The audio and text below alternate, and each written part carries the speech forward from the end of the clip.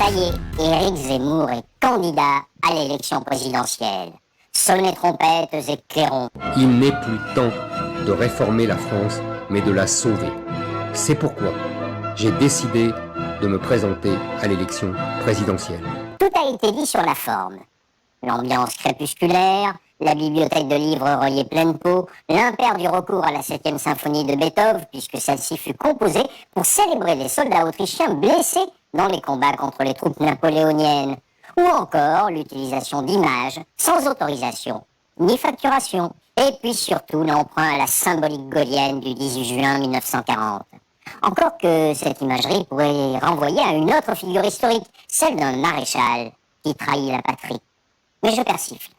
Cette mise en scène a donné lieu à quelques punchlines, salle des 4 colonnes. C'est un pou qui essaye de se dresser sur la tête d'un géant, en mimant l'appel du général de Gaulle. Le polémiste de salon devient un candidat d'opérette, mais dont le programme tient en un geste celui qu'il a fait à Marseille. Éric Zemmour est à la politique ce que la série Z est à l'œuvre cinématographique. Et c'est vrai que sa déclaration reflète ce que le cinéma peut faire de plus mauvais et ce que la politique, manifestement, peut faire de plus mauvais. Bien sûr, tous les journalistes guettaient la réaction du porte-parole du Rassemblement national. Ils n'ont pas été déçus. Éric Zemmour nous montre qu'il a une difficulté à maîtriser ses instincts et probablement même aussi son expression. Pétain et les Juifs, c'est choquant. Faire un doigt d'honneur lorsqu'on veut, lorsque toute l'année on donne des leçons à la terre entière sur la façon dont il faut se comporter, dont il faut se tenir pour soi-même se laisser aller de cette façon-là, ça montre qu'il n'y a pas beaucoup de cohérence. Parce que pour l'instant, je ne vois pas ce que sa candidature apporte de plus au camp national, à part une sorte de division ou de dispersion des voix. On ne l'a pas beaucoup entendu tacler Emmanuel Macron, on n'a pas beaucoup entendu faire des propositions pour essayer de résoudre les problèmes des Français. Côté majorité présidentielle, quelque chose a changé dans le ton. Jusqu'ici regardé avec condescendance, le polémiste d'extrême droite est maintenant désigné comme un adversaire à ne pas ménager. Il est bienveillant avec les gens qui veulent avoir un débat démocratique et ouvert pour une France qui se construit, quelles que soient d'ailleurs les oppositions, il faut les respecter. On n'est pas là pour avoir un débat avec des polémistes qui veulent que la fracturer. Donc oui, le ton va certainement changer envers M. Zemmour, ça a déjà commencé et en ce qui me concerne, ça ne va pas s'arrêter. Surtout, il semble que les députés de la majorité aient appris à faire des additions et l'inquiétude est manifeste.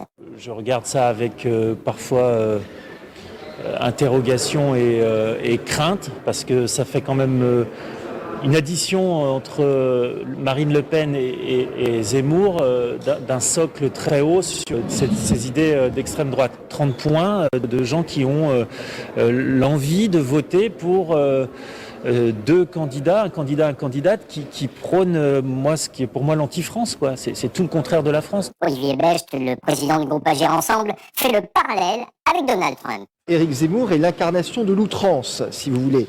On avait Trump aux États-Unis, on a Zemmour qui est dans l'outrance permanente, dans la provocation, dans des propos de haine qui sont d'ailleurs condamnés par les tribunaux. Les Français jugeront, ils se décideront s'ils souhaitent que la France demain soit incarnée par Monsieur Zemmour.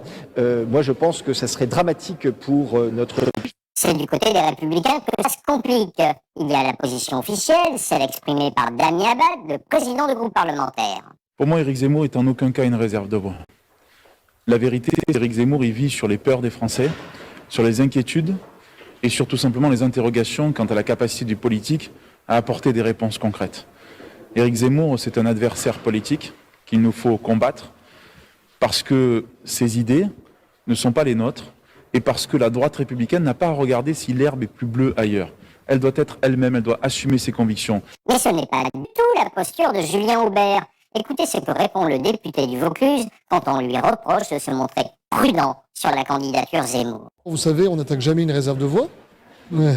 Et puis, deuxièmement, non, je ne sais pas pourquoi, si vous voulez, le jour où il attaquera les Républicains, vous me verrez le défendre. D'ailleurs, je l'ai déjà fait par le passé, mais aujourd'hui, il est plus confronté à je dirais, une campagne chaotique et on ne tire pas non plus sur une ambulance. Il y a 2 semaines, Julien Aubert a annoncé qu'il soutiendrait Éric Ciotti, comme le noyau dur des militants LR, qui ce jeudi vient de qualifier le député des Alpes-Maritimes pour le second tour du vote désignant leur candidat à la présidentielle.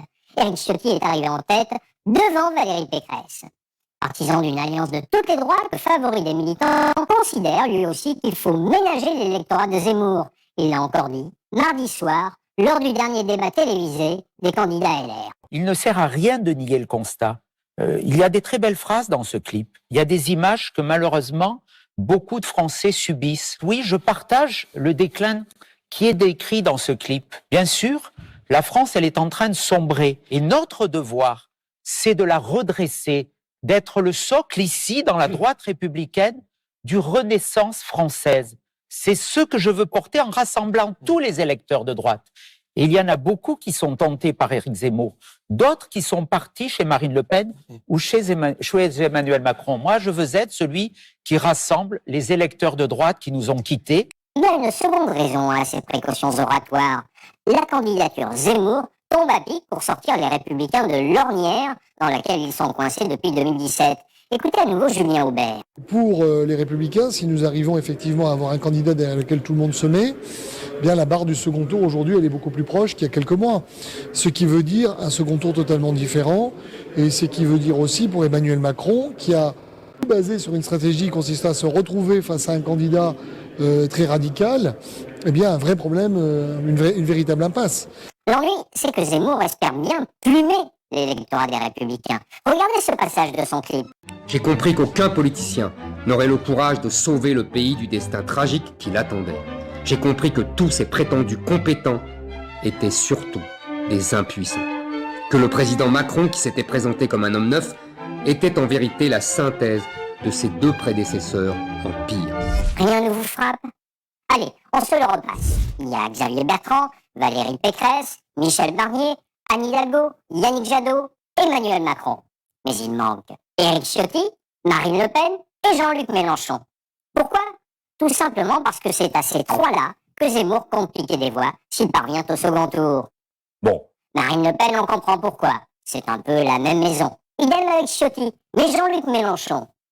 Zemmour fait le pari que la détestation de Macron l'emportera le reste et que les électeurs de Jean-Luc Mélenchon pourraient voter pour lui en désespoir de cause. Statistiquement, ce n'est pas impossible, mais ce n'est pas ça qui fera basculer l'élection. Quoi qu'il en soit, les visées de Zemmour sur l'électorat de Jean-Luc Mélenchon n'inquiètent pas Alexis Corbière. Notre adversaire, c'est aussi la pauvreté dans le pays, c'est aussi les inégalités, et Jean-Luc Mélenchon va répondre à ça. On va pas courir derrière Monsieur Zemmour. Le débat a eu lieu, ce fut une confrontation, Jean-Luc Mélenchon a apporté des réponses. Il faut répondre sur le fond après, aux arguments qui sont parfois avancés par Monsieur Zemmour.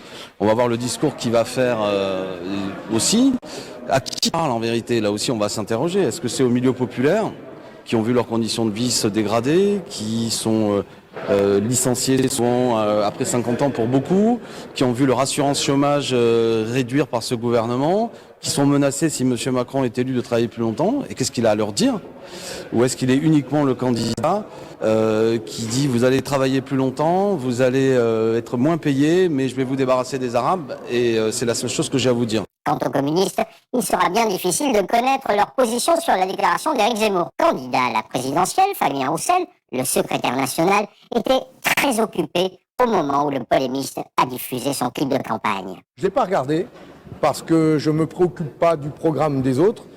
J'ai un projet à présenter pour la France et pour les Français, et c'est ça qui me préoccupe surtout. On ne peut que s'étonner de ce manque d'intérêt. Quand on brigue la magistrature suprême, il faut être en mesure de répondre à l'adversaire.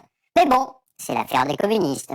Le meeting d'Éric Zemmour, initialement prévu ce dimanche au Zénith de Paris, a été déplacé au parc des expositions de Villepinte. Selon les organisateurs, il s'agit de pouvoir accueillir les 20 000 personnes qui se sont inscrites. Le Zénith n'offre qu'une capacité de 6 000 places. Ce changement de lieu présente aussi l'avantage de mettre de la distance entre cette première réunion de campagne et la contre-manifestation prévue à la même heure. Le soufflet Zemmour va-t-il retomber? Dimanche soir, on aura certainement un début de réponse. Ce qui est certain, c'est que le vent a tourné pour le candidat.